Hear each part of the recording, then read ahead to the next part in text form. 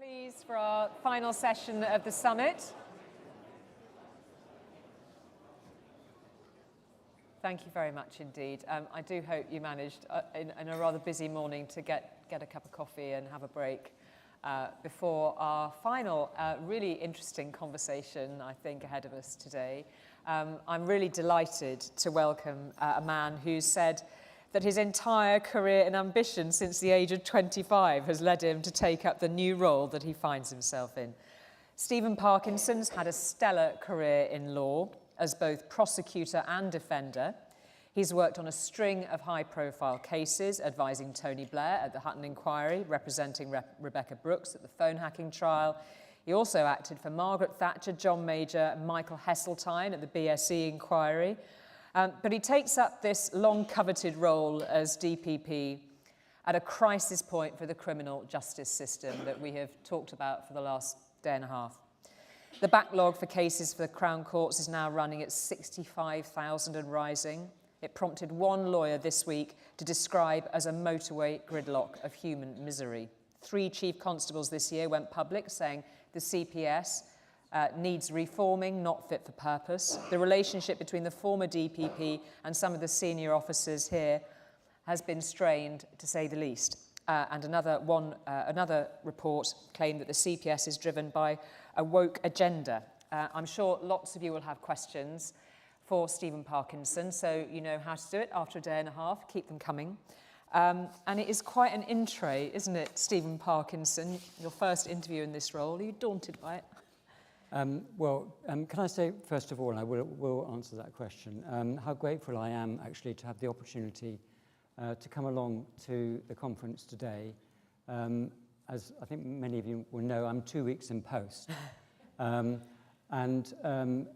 I'm really glad that this is my first major public event. And the reason I'm glad is because I'm addressing an audience which is obviously hugely important to the Crown Prosecution Service. I've heard about the need to reset relationships and the perceptions that there have been around the Crown Prosecution Service. What I want to say to all of you is that I am very keen indeed to be working closely with you, personally, individually.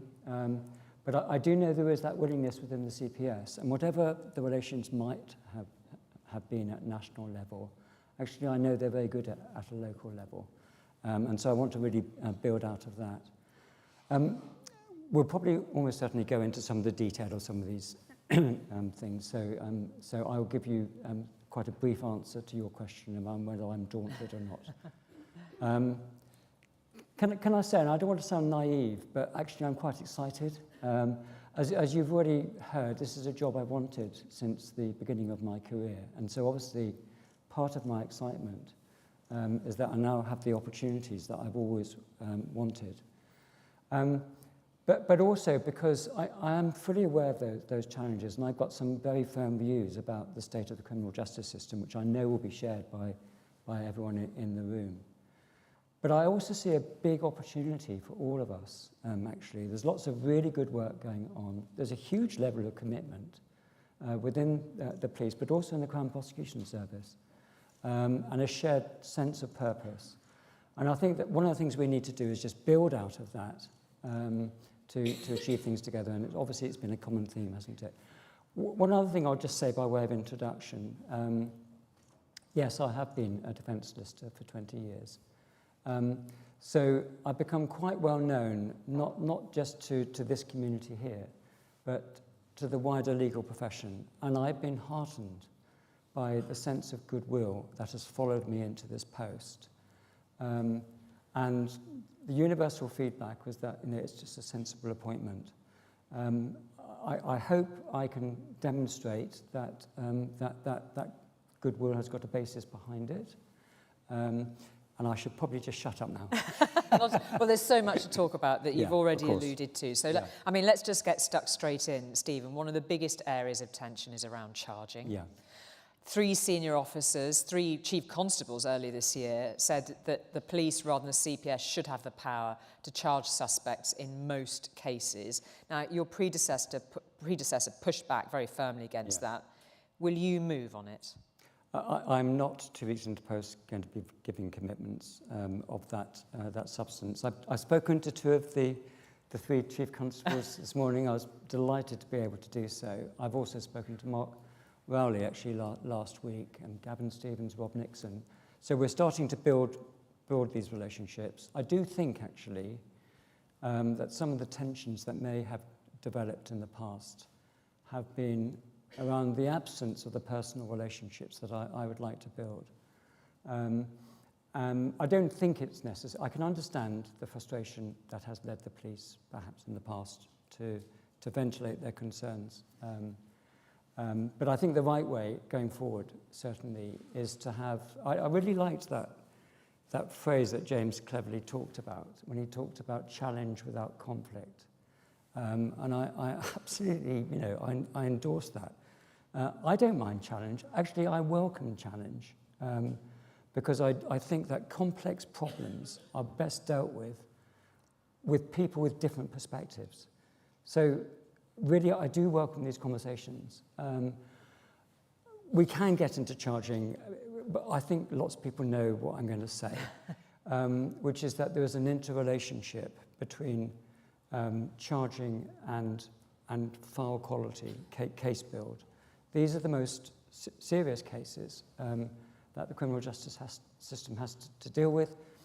If we rush through to charging when we're not prepared, it increases the potential that things will go wrong at a later stage, that the cases will get derailed, because you're immediately into a court timetable.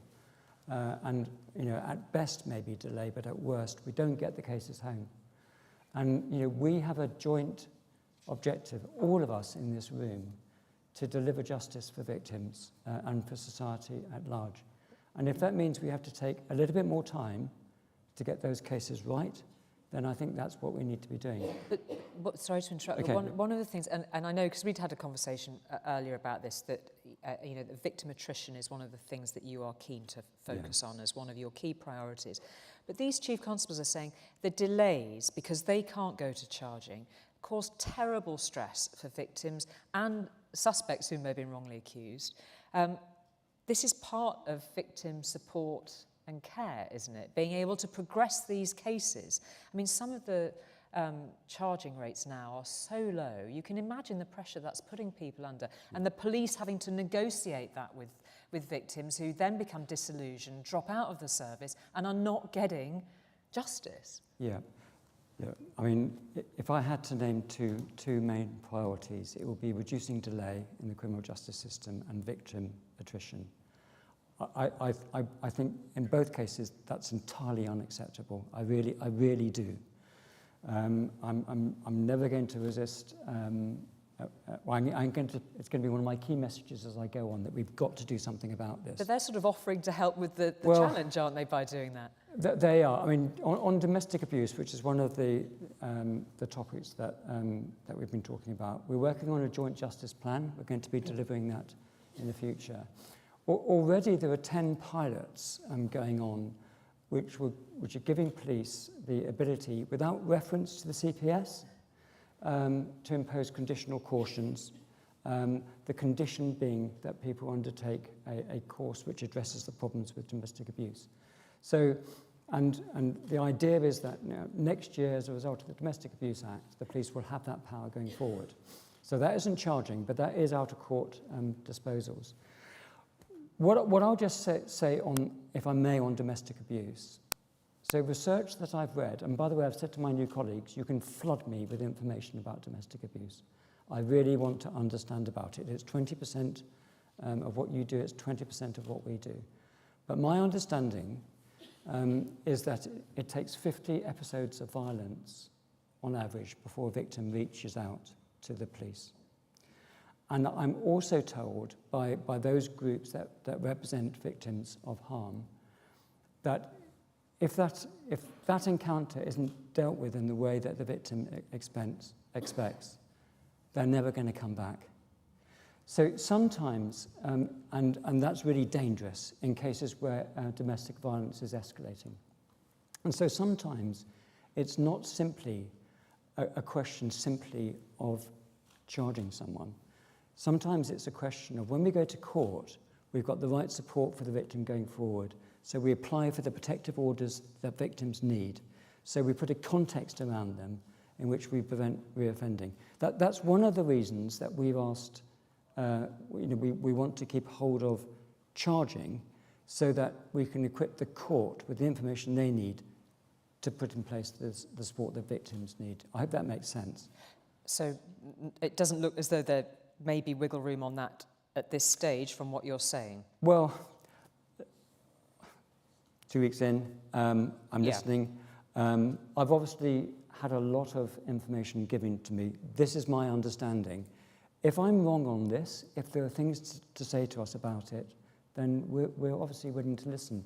And we are working on the joint justice plan on domestic abuse. So it's not finalised yet, so there's plenty of room for discussion. I mean, it's a good point at which just then to look more broadly at the court system. I mean, when you look at the backlog, it's horrifying for victims to contemplate. It's no wonder that the newly appointed Victims Commissioner, reappointed very recently, Baroness Newlove, she released a new survey. More than a third would not report a crime to the police again. Only 61% said that they would attend court again. That's, however many that wouldn't.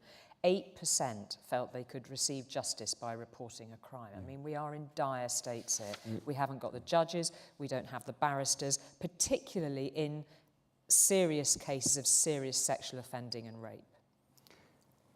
Yes, and in fact, in terms of counsel, it's a particular problem with RASO cases.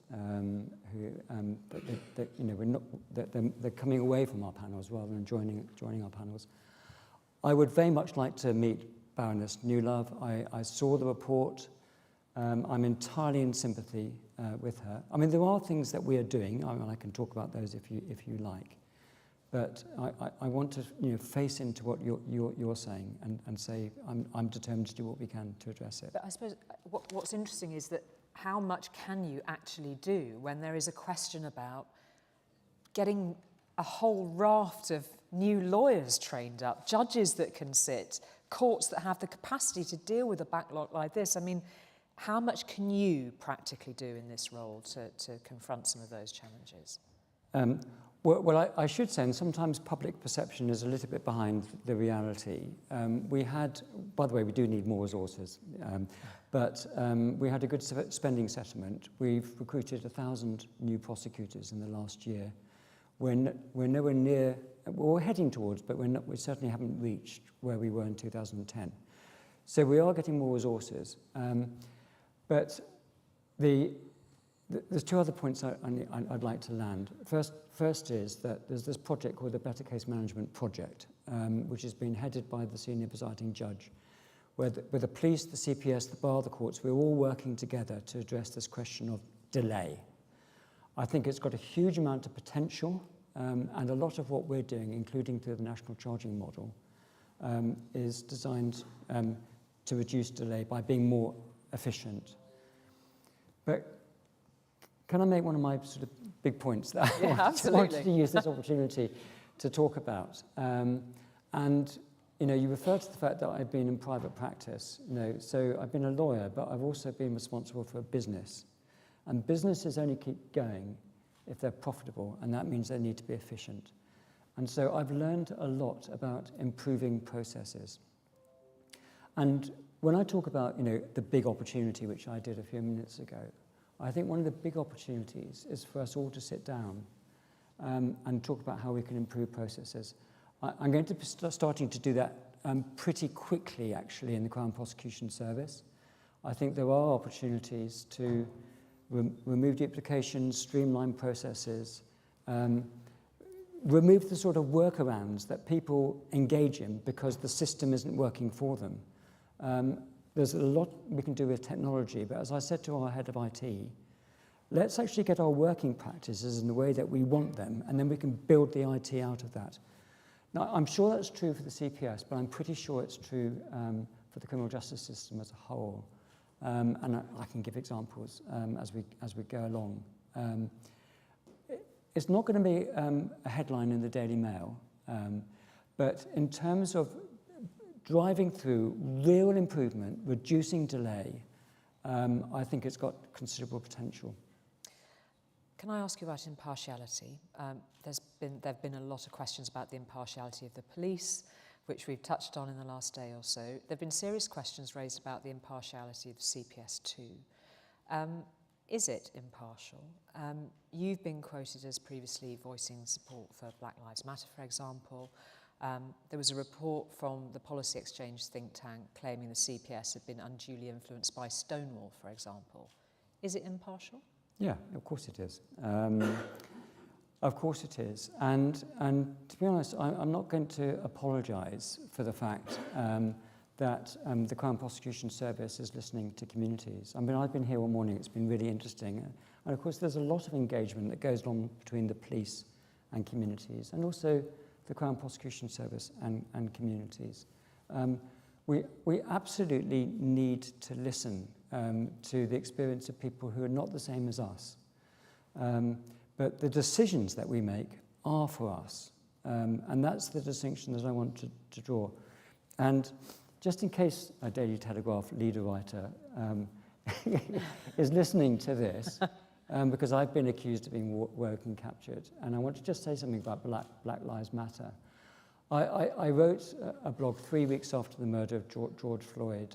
Subsequently, we learned a lot more about Black Lives Matter as an organisation, with which I completely disagree. I mean, they talked about defunding the police.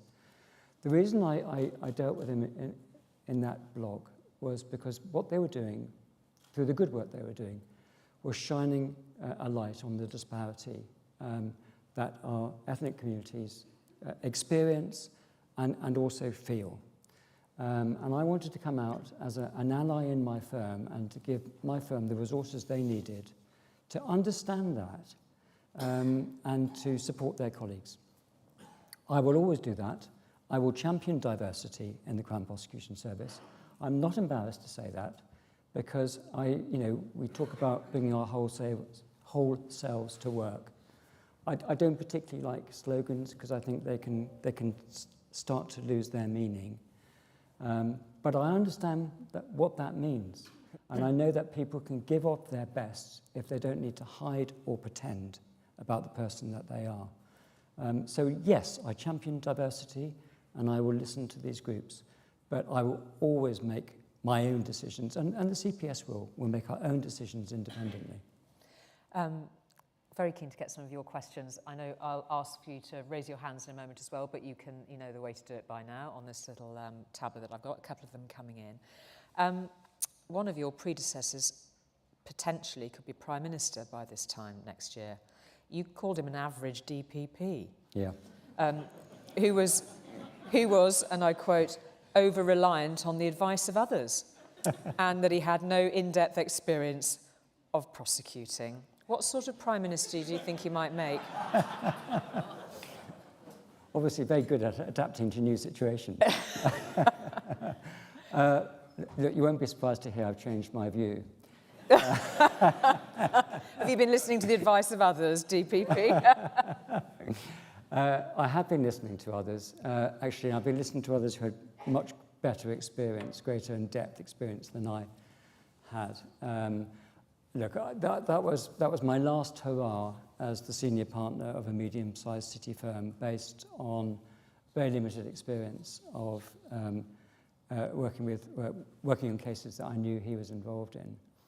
I've had many conversations over the last couple of weeks with people who know Keir Starmer much better than me and who worked with him over the 5-year period that he was DPP. And I can tell you that within the CPS, he's respected, liked and admired and is regarded as having been a very successful DPP.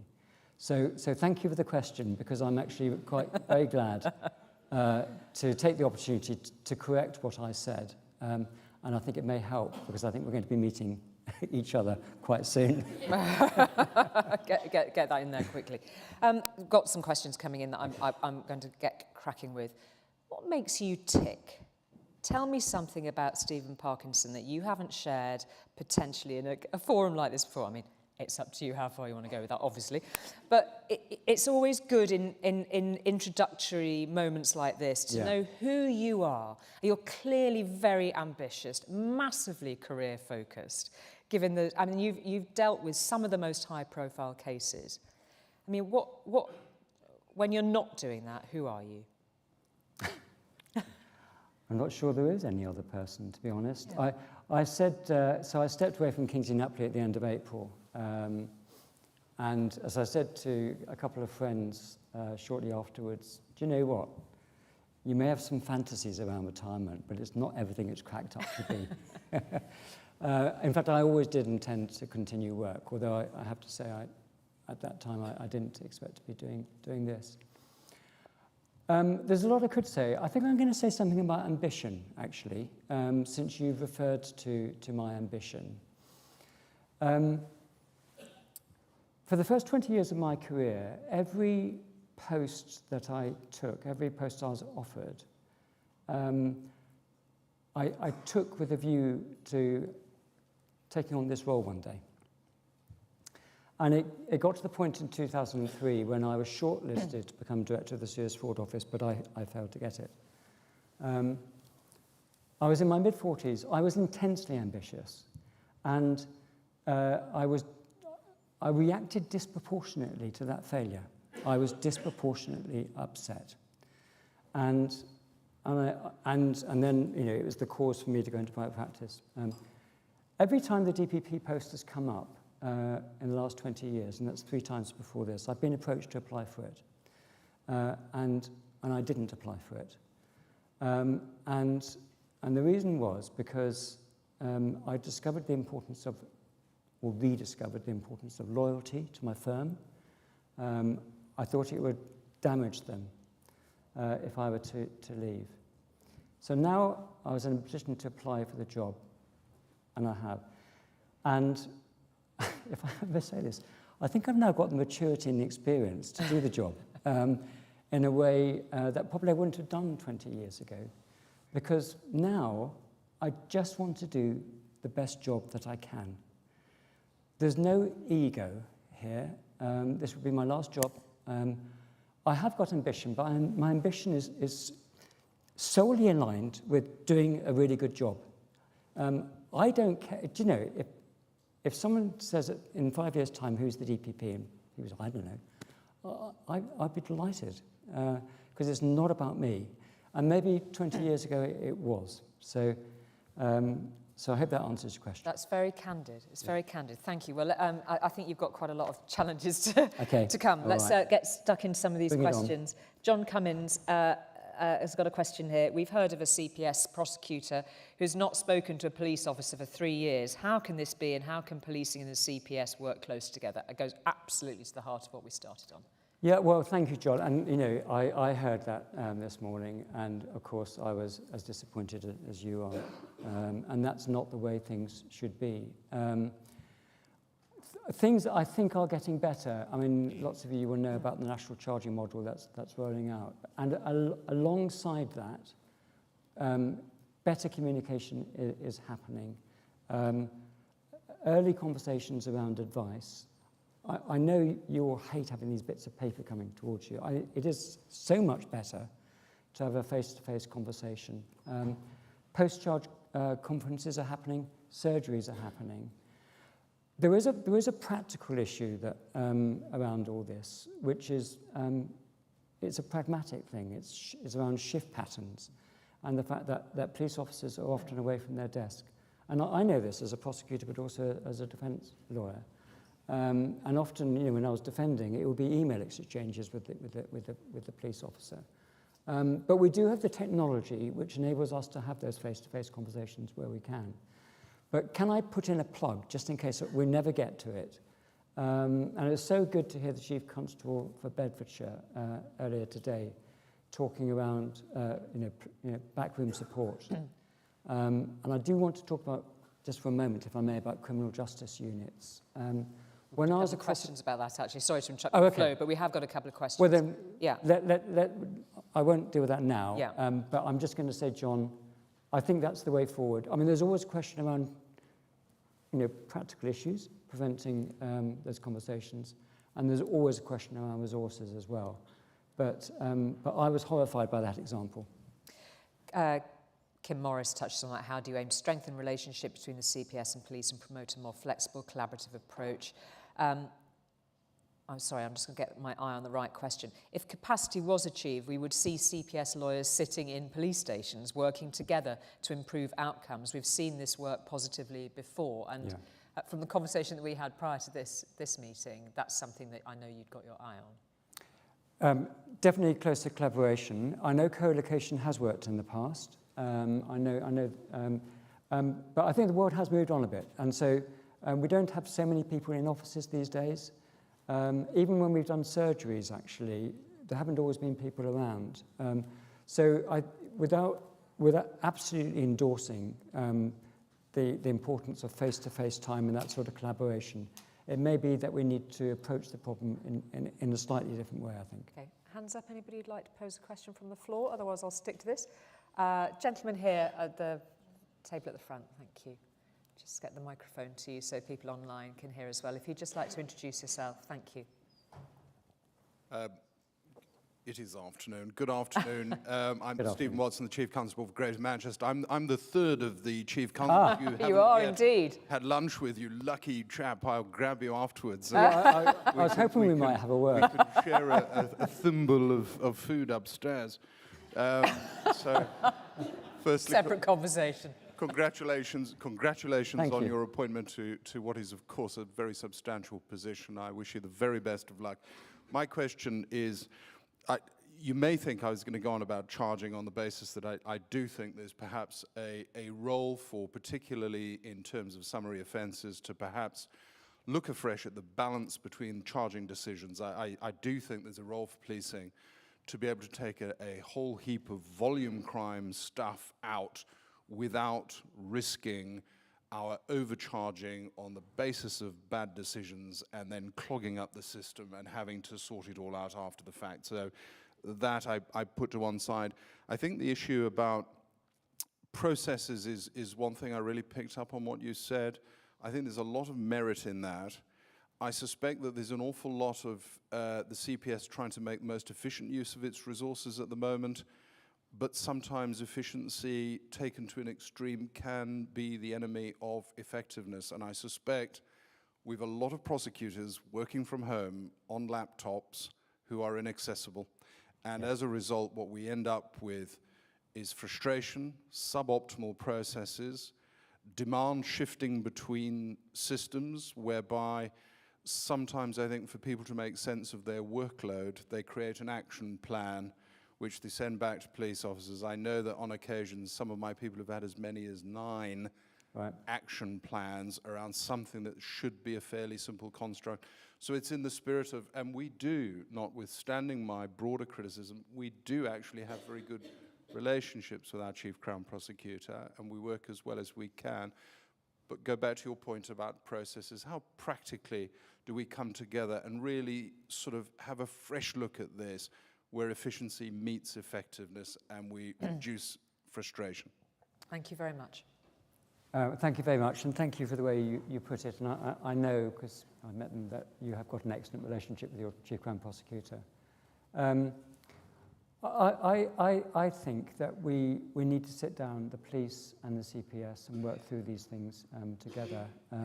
Of course, I understand the frustration around getting nine bits of paper, where the feeling is that we could have dealt with this much more quickly.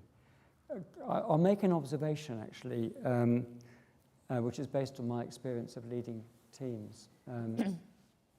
It's probably a generational thing. I suspect you and I are much more comfortable about picking up a phone than people in their 20s.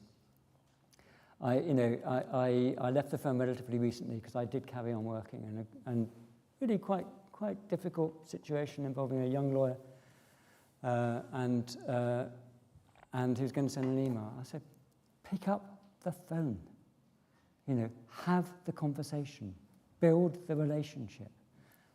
Don't send the email, because first of all, it's going to prolong it. They're going to ping pong. There's probably an awful lot of ping ponging going on. Anyway, he did do that, and of course he made much greater progress. I think we have to all of us actually teach perhaps the younger generation about the merits of speaking to people directly. I was speaking to Mark Rowley last week about some of these issues. There's lots of better over the last 20 years, I have to say, coming back in. But he was saying, and I agree, there seems to be, there's more complexity. I read a really thoughtful paper put together by the NPCC in July around the policing perspective. Really thoughtful. I'd like to have some conversations around that and the joint challenges that we do have. So there's definitely more complexity. There was a bit of an unseemly moment between your predecessor and Sir Mark Rowley, wasn't there? I mean, he said the CPS was cherry-picking cases. Yeah, so he did. You pushed back as firmly on that as your predecessor would. I'll come to that. Can I just finish the point I was making? I know I can go on a bit. I just want to say, I think that probably the criminal justice system over the last 20 years have invented processes which met the need at the time, but we need to examine whether we still need that form, whether we still need that process. And actually, this is why I talk about continuous improvement and an end-to-end look at everything we're doing, just to be absolutely sure that these processes we put in, we still need. On cherry-picking, well, obviously I don't agree that we cherry-pick. We do turn back about 25% of the cases that are sent to us. If there's a chance that we can make a case work, then obviously we should.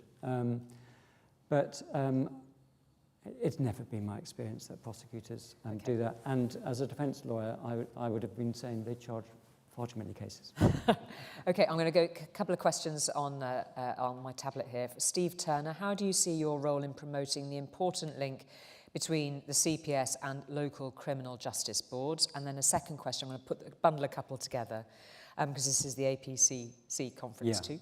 What's your view on the role of PCCs in overcoming the challenges in the criminal justice system? So the first one was from Steve Turner, the second one from A.B. Birkinshaw. Well, and there is a link between both, isn't there? Because it's about implementing at a local level decisions that have been made nationally. And I think they're critically important. Actually, I've already started to have conversations about this with one or two people today. Because here we are, sitting in Whitehall, devising these wonderful plans. But the reality is that unless people own these locally, own them in the sense of understand and agree with them and then commit themselves to implementing them, then we won't bring about the change that we need. Which is why local criminal justice boards are important. Obviously, PCCs are important as well.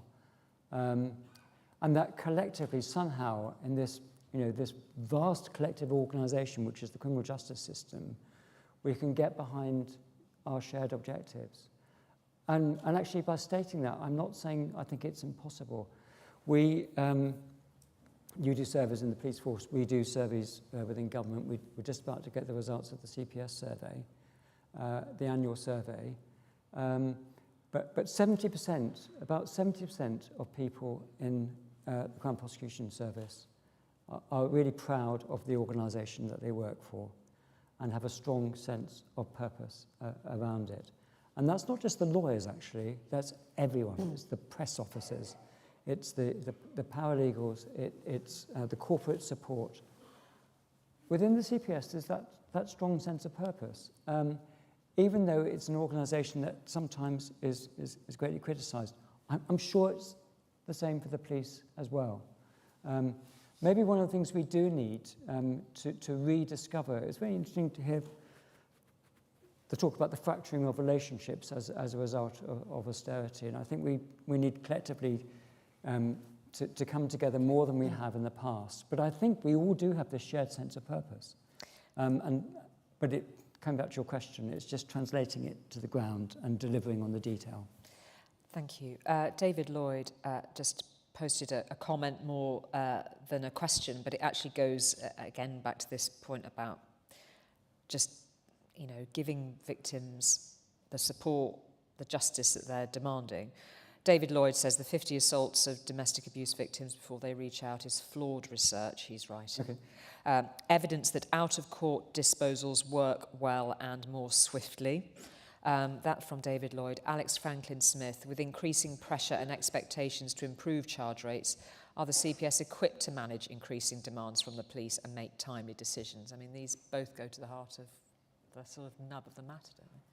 Yeah, well just very quickly on DA, thank you. I'll go back on that research. There's 10 pilot areas underway at the moment which give the police the ability to impose a conditional caution without coming back to the CPS, and the conditions will be around going on a course to address domestic abuse, and then the intention is to roll that out next year, so that all police forces will have that ability around out-of-court disposals. And sorry, just remind me of the second question. The second question was really just with increasing pressure to improve these charge rates, is the CPS actually equipped to manage increasing demands from the police and make those decisions? Well, timely decisions. We'd like more. Obviously, we'd like more resources. The national charging model gives us a commitment to, within custody cases, reach a charging decision within 3 hours. And then with a non-custody case, 28 days. The latest information I've got, where it's been rolled out, and it's 33 police forces, 9 CPS areas, we're hitting that in 90% of cases for custody cases and 80% overall, which I think is good. I mean, obviously it can improve. But the other thing to say is, I mean, you'll all know about CPS Direct, which is this out-of-hours service that we've got. Under this model, there'll be prosecutors throughout the country on duty from 5 o'clock in the evening until 9 a.m. the following morning. It's been going for 20 years, but we've pumped a lot more resource into that. We've changed shift patterns, and so we've increased the resource in CPS Direct. So you all have that 365 days a year, 24/7 service. Thank you. There's a question in the centre. Bob Shelf has just got his hand up. And also Alison Lowe has her hand up. So perhaps, Bob, because I'm just quite keen to squeeze in as much as possible now, if you could pass the microphone to Alison in the middle after, we'll take 2 at the same time. Fire away. Thank you very much. Mark Shelf, Police and Crime Commission. Sorry, Mark, not Bob. That's my... It's all right. I answer to anybody. So sorry. Normally, hey you. But anyway, I'm the Police and Crime Commissioner for Avon and Somerset, and it's not really a question, but more of an offer. It is absolutely about partnership. It is about teamwork. So come to God's own county of Somerset, come visit us, and I will give you chocolate biscuits. And you can have your brilliant local lead, Victoria, with you, and come and have that conversation with the Chief Constable, and let's work through some of those issues together. Thank you very much. Of course I will. And just, can I say this? I'm wanting to get around all the CPS areas by next April. I'm told it's possible. Minimum 2-day visits. And the reason it's 2-day visits is I want to give myself enough time to meet police crime commissioners, chief constables, resident judges. So I'll do that. Great, you've got a busy year ahead, Alison. I'll stand up because I like to be seen. A couple of summits ago, Dame Vera Baird came here and made some quite strong allegations about the CPS, saying that the threshold had been changed in around 2015-16, particularly for rape cases. And so I ask you now, how satisfied, how confident are you that the threshold for prosecuting rape cases is right? And would you consider having a pilot that reduces that threshold, that puts victims first and guilty pleas second? Thank you, Alison. Thank you. Well, this gives me an opportunity to talk about Operation Soteria and the joint national plan that we worked on with the police. I don't think the threshold changed, but we weren't doing rape investigations and prosecutions well. The new approach is suspect-centred. I think there's too much focus on, will this case stand up, will the victim's evidence stand up? It's now suspect-centred. There's been a huge amount of training for the police, CPS, and also the bar. And actually, in the last 2 years, we've more than doubled the number of cases referred by the police to us and the number of cases going to court. I can give you a hard statistic. In the latest quarter, 599 rape prosecutions were charged, as against 254 2 years ago. So it sometimes takes a while for public consciousness to catch up with the good things that we're doing. But that is a good thing that we're doing. The national plan was fully rolled out by July this year. One of my big priorities is to continue to focus on rape and serious sexual offences, and also domestic abuse going down the line. But it's a really good example of the way the CPS and the police have worked together to deliver concrete improvements. Thank you very much. Thank you for the question, Alison. Question from, guess who, Jonathan Jardine. He's been very avid. What actions or changes would help improve police file, build quality and consistencies while reducing the resources required? And it was interesting, one of the ideas raised by the Shadow Home Secretary this morning was around reassessing redaction of files, for example. It's clearly something that Labour are considering. In this, we've got this time next year we could have a change of government. What do you say in response to that? We didn't really go into criminal justice units, did we? So on redactions, look, there's a lot of work going on around this. I attended a ministerial round table, talking to the Chief Constable for Bedfordshire earlier on about this tool called Riven, which dramatically reduces the burden on police in relation to redaction. But more generally, I really want to plug criminal justice units for two reasons. First of all, they can take away from frontline policing jobs that frontline police officers do not need to do. They're not trained for. There's a lot of administrative work around criminal justice, which people can do. And the thing is, you can train a police constable to redact a file. If they're anything like me, they'll keep that in their head for about 48 hours, and then they'll forget it. But actually, they only do between 1 and 4 cases a year. And so a lot of the training is wasted. If you've got people doing redaction, for instance, over and over and over again, they're going to do it much more efficiently. And I could say that about a huge amount of work that potentially could be done by criminal justice units. And the other thing, of course, going back to the pragmatic issues about being able to speak to police officers, CJUs are their point of contact. They are a link. So I'm going big on criminal justice units. I know there's a funding issue around this, and it's been referred to already. And I will certainly make the case that I think that the police need to be given the resources to staff up those units in order to enable frontline policing to be more effective. There's absolutely no point in recruiting a frontline police officer and then they have to spend a whole of their shift preparing a file to go to the CPS. It's not the way we should be using our police, and there are other ways we can get around it.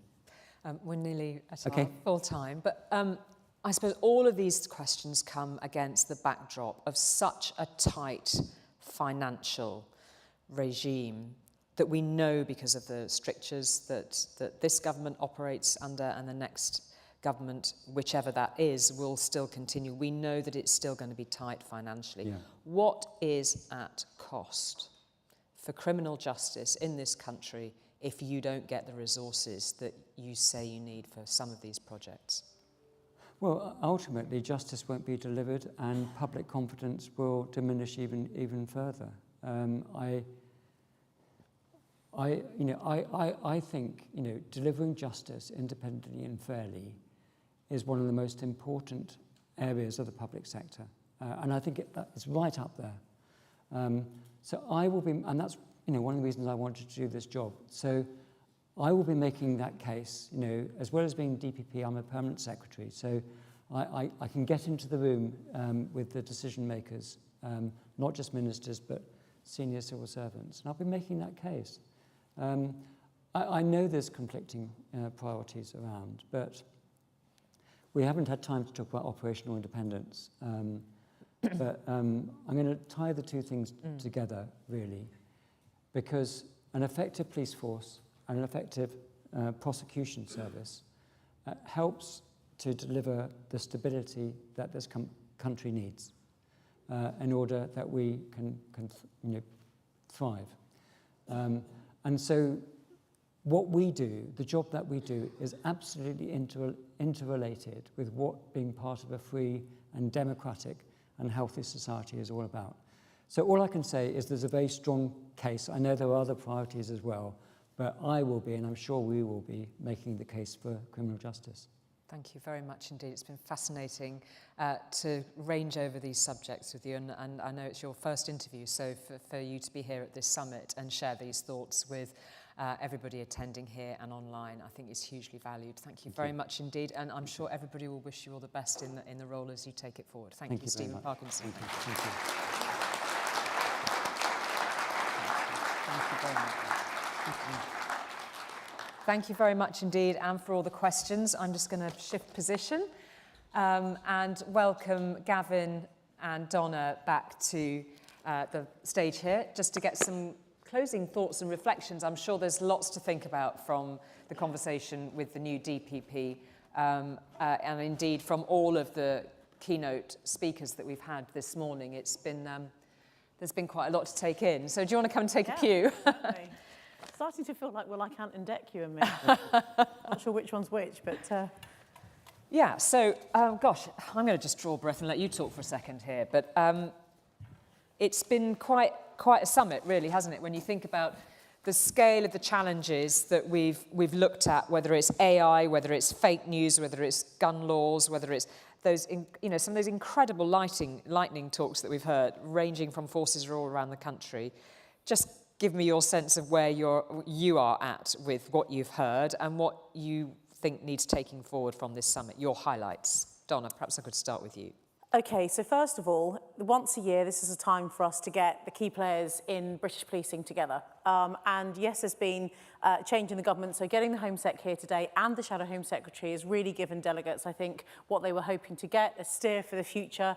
Obviously, early days for the Home Secretary, day 4 in the job, so no particular announcements made today, but he's recognised the importance of coming here and being here, albeit if it was for half an hour, and that was really important. I think for me, hearing about criminal justice units from Stephen, really, really pleased to hear about that, hopefully located in police stations, which is what we'd love.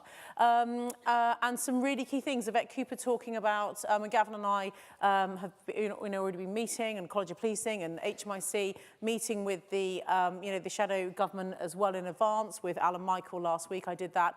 And, her talk today around the Sure Start for teenagers, very much playing into my theme around trauma around the conference, I thought was interesting. So the networking is always brilliant, and I thought the dinner last night was incredibly useful as well. So I think for me, pulling everyone together, hearing how we need to just tweak and refine to make ourselves match fit now, but also match fit for the future, that's what's really key.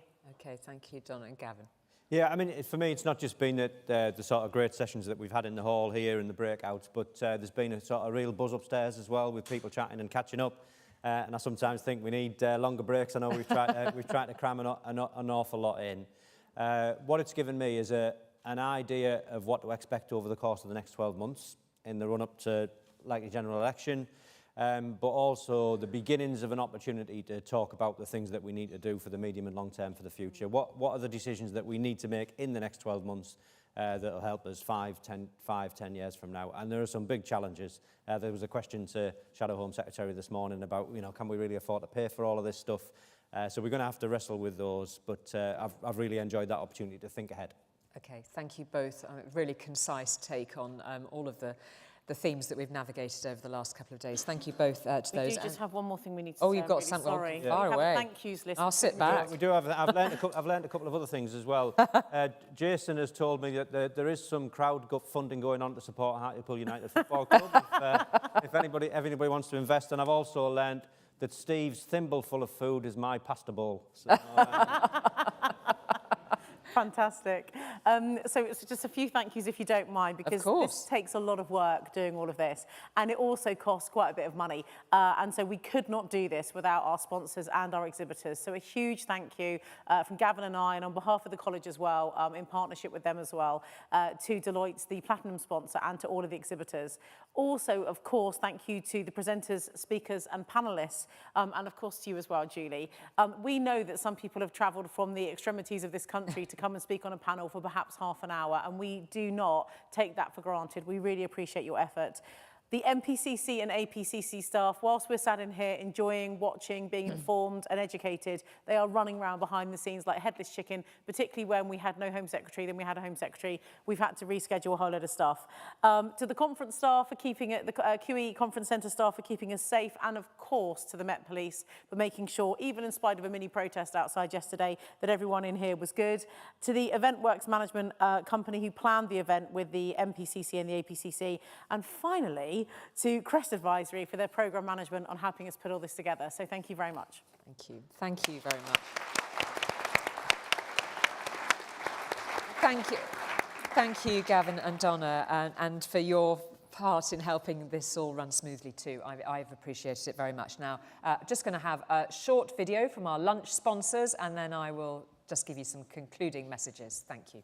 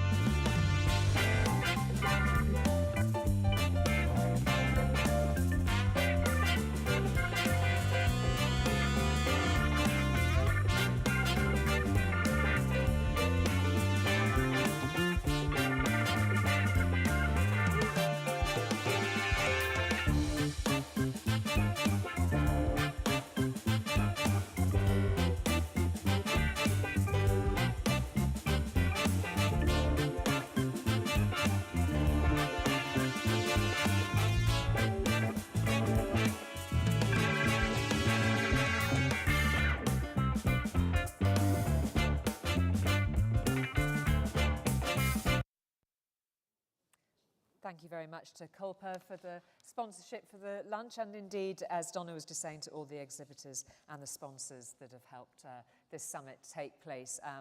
So just a final little note from me. Please don't forget to remove your name badges before you leave the building today.